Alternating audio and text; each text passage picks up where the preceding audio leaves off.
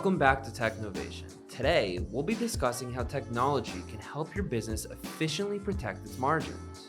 If you're running a service management company, you know the challenges of protecting your already slim margins.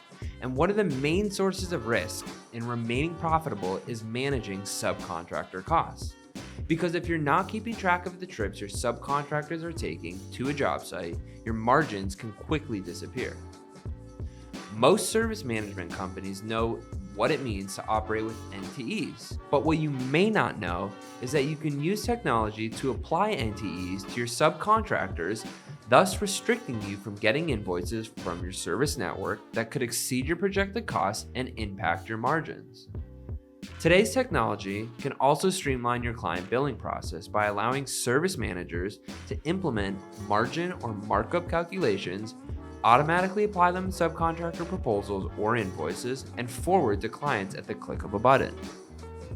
Robust digital service rate tables also ensure that billing for on-demand, preventative, overtime, and double-time work are properly billed. Leveraging technology to protect your margins and streamline your billing gets rid of the headaches as well as the headcount involved in your accounts payable and accounts receivable operations.